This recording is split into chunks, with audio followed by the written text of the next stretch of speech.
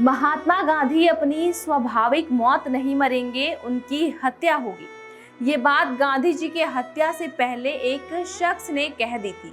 ये शख्स कौन है? आजादी में इनका क्या योगदान है? आइए जानते हैं। नमस्कार, आप देख रहे हैं जनहित टाइम्स का एक खास शो किस्सा।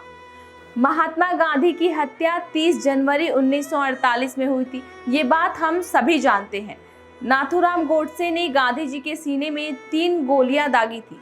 गोली मारने से पहले नाथूराम गोडसे ने गांधी जी के पैर छुए थे और इसके बाद पिस्तौल निकालकर गोलियां चला दी। गांधी जी के मरने से पहले जो अंतिम शब्द थे वो थे, हे राम।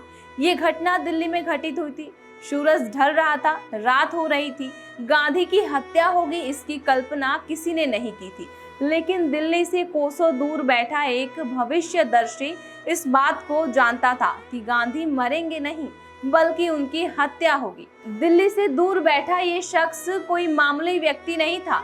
देश को आजादी दिलाने में इनका विशेष योगदान था।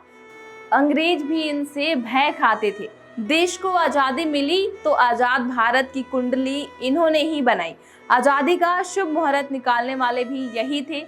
देश के पहले राष्ट्रपति डॉक्टर राजेंद्र प्रसाद ने इनसे ही आजादी का मुहूर्त निकलवाया था। इनके बताए मुहूर्त में ही देश आजाद हुआ था और देश के पहले प्रधानमंत्री के रूप में पंडित जवाहरलाल नेहरू ने शपथ ली थी।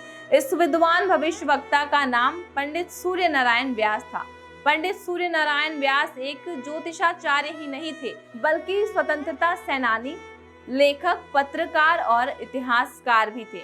इसके साथ ही वे पंडित जवाहरलाल नेहरू, सरदार वल्लभ भाई पटेल और महात्मा गांधी के ज्योतिष सलाहकार भी थे। ये सभी पंडित सूर्य नारायण व्यास का बेहद आदर किया करते थे। देश जब आजाद नहीं हुआ था, उससे पहले ही सूर्य नारायण व्यास ने भारत की आजादी की भविष्यवाणी तय कर दी थी।